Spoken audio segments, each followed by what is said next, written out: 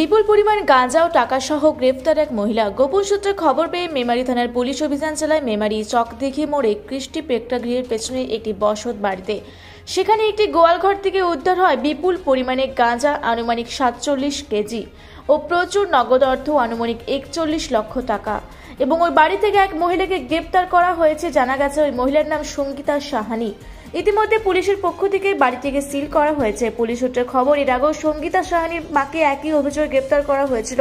ধারণা করা হচ্ছে দীর্ঘদিন ধরেই এই কাজের সঙ্গে যুক্ত রয়েছে তারা। ধারণা করা হচ্ছে জেলার বিভিন্ন প্রান্তে এই গাঁজা খুচরো পাইকারি মূল্যে ছড়িয়ে দিচ্ছে তারা। এই গাঁজা চক্রের সঙ্গে অন্য কেউ যুক্ত রয়েছে কিনা পুরো ঘটনা তদন্ত করছে পূর্ব বর্ধমান জেলা পুলিশ। আজকে দুপুরবেলা নাগাদ আমাদের মেমারি পুলিশের একটা টিম এবং SSG team, district SSG team, ওদের ম্যানুয়াল এবং টেকনিক্যাল কিছু ইনফরমেশন সোর্সের মাধ্যমে 1 নম্বর ওয়ার্ড মেমারি মিউনিসিপ্যালিটি কৃষ্টিপাড়া, সেখানে একটা বাড়িতে আমরা রেড করি এবং সেই বাড়িতে হিউজ পরিমাণ প্রায় 47 কিলো মতো ক্যানাবিস গাঁজা আমাদের ওখান থেকে পাওয়া যায় এবং হিউজ পরিমাণ ক্যাশ পাওয়া যায়, প্রায় 41 লাখ টাকা। পরবর্তীকালে এসডিপিওর সদস্যদের নেতৃত্বে পুরো জিনিসটাকে সিজ করা হয়। যেহেতু হিউজ পরিমাণ ক্যাশ ছিল, আমরা ব্যাংক অফ বরোদাকে একটা রিকুইজিশন করি এবং সেখান থেকে কাউন্টিং মেশিন আসে এবং তাদের এক্সপার্টরা আসে এবং তাদের উপস্থিতিতে পুরো ক্যাশটা কাউন্টিং করা হয় এবং সিজার করা হয় প্রপার প্রসিডিওর মধ্যে। আর যে গাঁজা যেটা ছিল তার মধ্যে আমরা সেটা ওখানে সঙ্গীতা সাহানি, যার এক্সক্লুসিভ পজিশন থেকে পুরো গাঁজাটা আমরা পাই এবং সেখানে বেশ কিছু ওরা ছোটো কিছু পুড়িয়া ছিল, কিছু বড় পুড়িয়া ছিল এবং কিছু 1 কিলো প্যাকেট করা ছিল। ওর কাছ থেকে জিজ্ঞাসাবাদে ও কনফিউজ করে এবং ওর কাছ থেকে জানা যায় যে বড় পুড়িয়া যেগুলো ছিল ওগুলো প্রায় 100 টাকা করে ও বিক্রি করতো এবং যেগুলো ছোটো পুড়িয়া ছিল সেগুলো 50 টাকা করে বিক্রি করতো। এবং আমরা প্রাথমিক তদন্তে যেটা পাওয়া যাচ্ছে যে এই হিউজ পরিমাণ যেটা ক্যাশ রয়েছে, ওর কাছে আরও ক্যানাবিস ছিল এবং তার সেল প্রসিড হিসেবে এই টাকাটা আমরা ওখান থেকে সিলাই করেছি।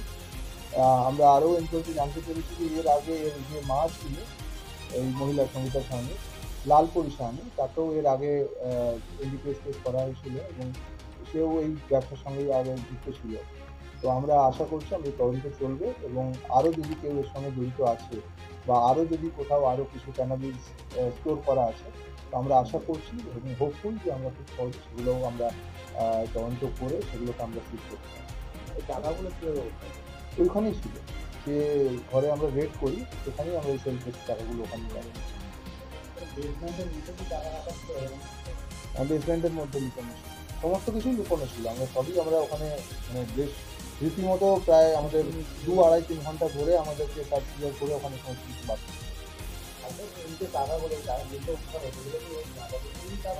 আমরা প্রাথমিক তদন্তে সেটাই পাচ্ছি, কারণ ও কনফেস করেছে যে এই পূজাগুলো ওরা এই টাকায় বিক্রি করছে এবং আমরা এটাও কনফেস করেছে ওর কাছে আরও ক্যানাবিস ছিল যেগুলো ওরা বিক্রি করেছে। আমরা প্রাথমিক তদন্তে সেটাই পাচ্ছি।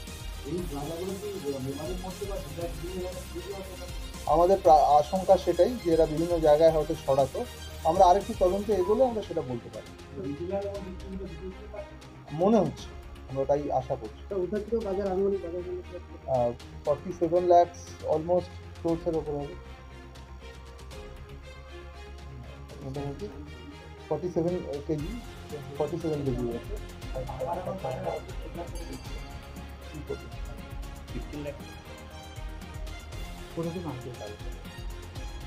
সেটা আমরা তো ওদেরকে ইন্টারভিউশনের পর আমরা পিসি নেওয়ার পর আমরা এটা করতে পারি। হ্যাঁ, বাড়িটি আমরা খোঁজ করছি, সম্ভবত মানে এর মায়ের বাড়ির একবারে একটা নদী।